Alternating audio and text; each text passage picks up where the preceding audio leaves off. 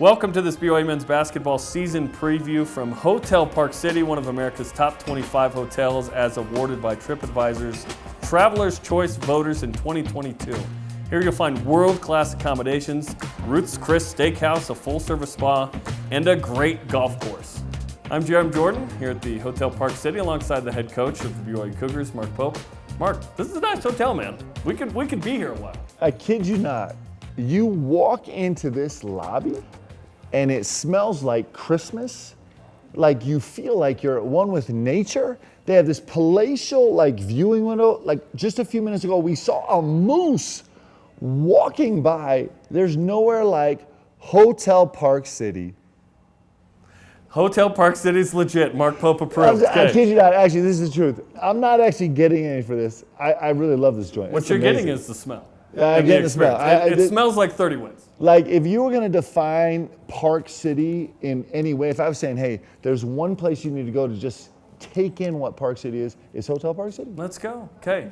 Exciting times. Last year in the WCC, not sure if you knew this, Big 12 on the horizon, but you guys have been focused on this year. This is a new group, a lot of newcomers, exciting schedule. What are your feelings right now as you get ready for year 4 at BYU? I think I feel really excited. I'm really excited about what we have in front of us this season. This last run, this last shot at the WCC, I'm grateful for it. So I feel all that excitement, and I feel a growing confidence in this group. We're really, we've said this all summer, we're really young and we're really small. Normally not a great combination to bring wins, but every single day these guys prove not only that they have a chance to be really good, but we're getting better. Like you can see it. There's tangible, data-driven, visual, optic results every single day of them getting better, and that's got me super excited. Got 18 guys on the roster, 12 are new, 6 are returning. We'll talk about those guys right now. 3 that really stick out that have showed up, Jackson Robinson, a kid that was at Texas A&M in Arkansas. Rudy Williams, a kid that's been JUCO, been Kansas State, been Coastal Carolina, the only redeeming quality about Coastal Carolina to BYU fans. And then you've got Noah Waterman, a guy from Detroit Mercer who's 6'9" and can shoot threes. Those 3 feel like they're going to be a big part of this puzzle this year. Yeah, we have a lot of newcomers, but those are our veteran newcomers that have kind of been through it and they understand what it's like. They bring really unique skill sets. They answer some holes that we really needed to fill, and they got a ton of juice for BYU. So we're expecting big things out of those guys. And then returners that people are familiar with. You got Trey Stewart, who's going to have more playing time, it looks like. Atiki Aliatiki, Gideon George came back. Spencer Johnson. Trevor Nell, unfortunately, is injured. We'll talk with him a little bit later. And then Foose, of course. Those are 6 solid additions or returners to this team. Yeah, and you think about what these guys went through last year as a group, all these guys together. I mean, I've guys on that list that have been here longer, but they went through a lot last year. They went through the highest of highs in college basketball, and they had some really disappointing moments. They've been in a ton of high-pressure situations, high-pressure games. They understand what winning looks like. They understand how work correlates to winning. They understand how a locker room has to function together to give yourself a chance to win. And so we're leaning on those 6 guys a lot to kind of help everybody else feel the culture that we've established that we're continuing to try to build here at BYU.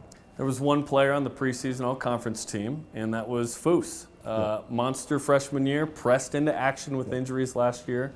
How has he developed over the summer, and how good can he be as a sophomore? Yeah, I mean, I think he's got a really special high ceiling. He's going to have to take some major strides to get to the very height of his potential. The most important thing for him is we got to keep him healthy. His health, it's hard to grow and it's hard to get better if you're not healthy, if you can't be in the gym every single day. And so we've had to massage that a little bit this summer, but he's still made tremendous strides. He's got some new looks in the post, some space he feels really comfortable.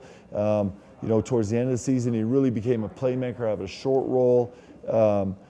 He's rebounding at an elite level right now in practice and all of our metrics that way.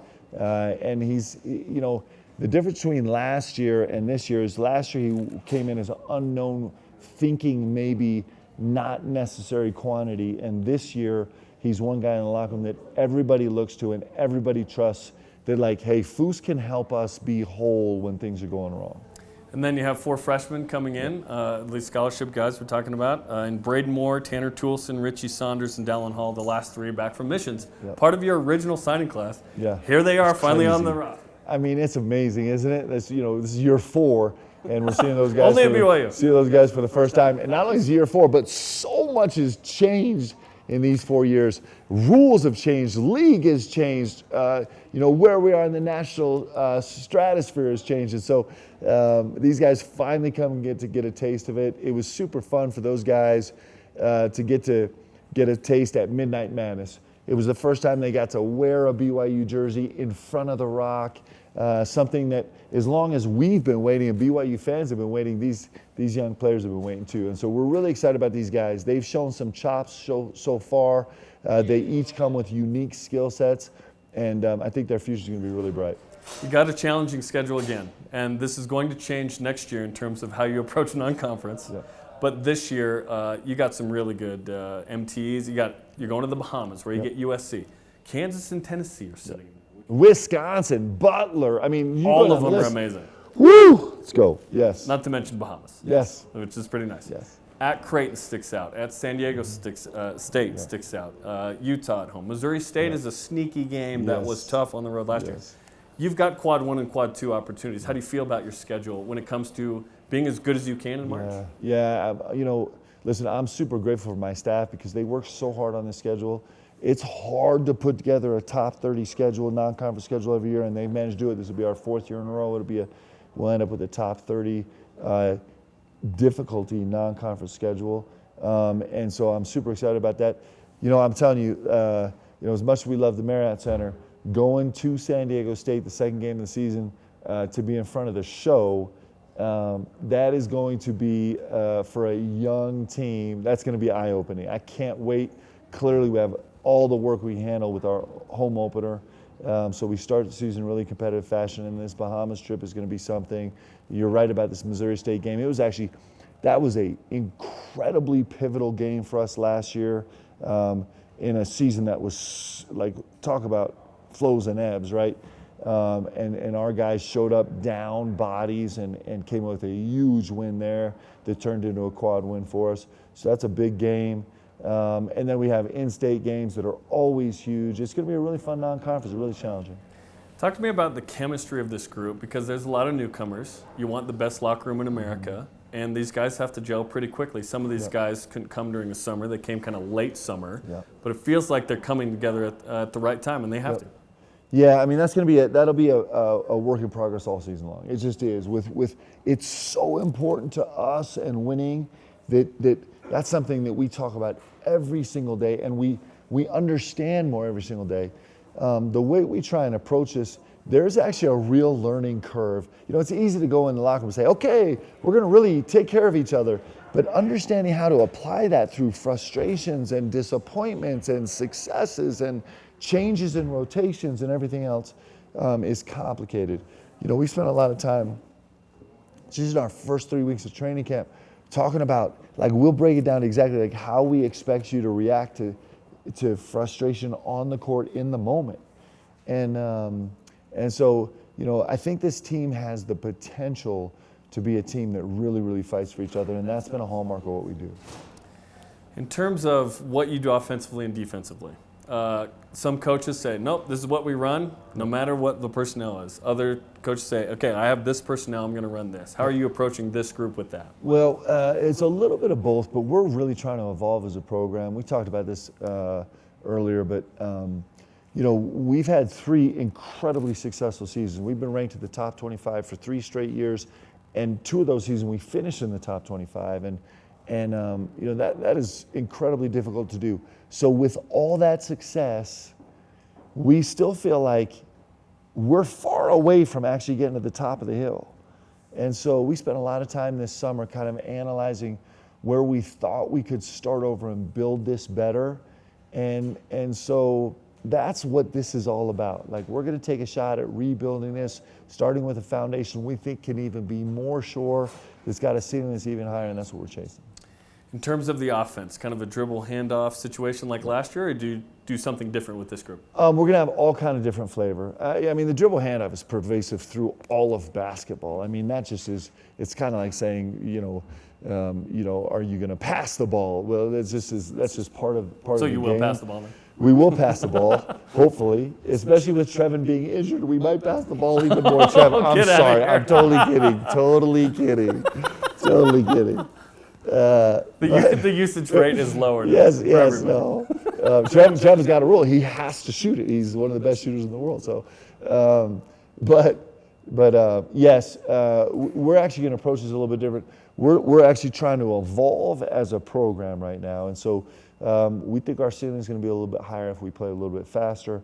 If we find, of all the metrics that have been so successful, one that's glaringly been low for us is metrics that measure how disruptive we are on the defensive end. We have a roster I think is actually capable of doing that more, so we're trying to grow in that area. And to my players' absolute delight and to my stress level increasing, I'm trying to do less thinking for my guys in terms of play calling and everything else, and trying to do more teaching. And so if we can grow in those three areas, I think it's going to mean that our ceiling is higher, and that's what we want. I mean, like I said, we're so proud of what we've done the last 3 years, but none of us are satisfied. We need to be better, and so we're going to rebuild this to be better. I'm going to miss the aggressive gesticulation by you on the side, though. Yeah. Well, the thing is, the guys don't know what's going on either. I mean, it's just they can't he's like, I don't know what this means. And then they just run with it. Yes, yeah. Exactly. Okay. Defensively, you've mentioned you want to create more havoc. Yes. You've got great length. Yes. Feels like you're going to play into the strength of these guys. Yeah, and so listen, every decision you make in basketball comes with a cost and a return. Like every single one. If it didn't, then this would be non-artistic. It'd be very scientific, and it's not. And so ideally what we're going to do is, for example, one thing we talk about all the time is our foul rate, right? Our foul rate is really, really important to us. And so can we be more aggressive while fouling the same? Can we just trade in the fouls that we got last year where we were in a retreating mentality, trying not to foul, and they called a foul? Can we turn those in for fouls where we're trying to make it a disruptive, aggressive play on the ball, but still have the same number of fouls? That's a real question, and we're going to see. Like we're committed to this. We're going to do this year. I believe it could be really, really successful for us, and we're going to go see how we can do it. Can we extend the floor? We've been a top 50 defensive team for 3 straight years. Can we actually extend the floor and cause more havoc? And can the trade-off in the space we're covering, which is a bad thing, but the disruption we're causing, can the trade-off be positive? Can be a net positive? We'll see. That's our job, is to make it that way. It feels like Kentucky pressing a little bit here. Well, I'm not which really I loved watching you play as a collegiate. And we're not selling out like that. You're not seeing a lot of teams that are having a ton of success that way. Not full court, but in the half court. But we will. Yeah. We are going to extend the floor 94 feet sometimes every single game. That's the goal. So we'll extend it sometimes. We're going to extend the floor into half court. We're going to allow guys to actually get out. For the last 3 years, it's been like, hey, be in perfect position, in the right position all the time, and we're going to force them to take shots that we want them to take. This year, it's a little bit more of a lean into saying, hey, I'm going to actually say, if you feel like you got a beat on it, get out of position and try and make a play.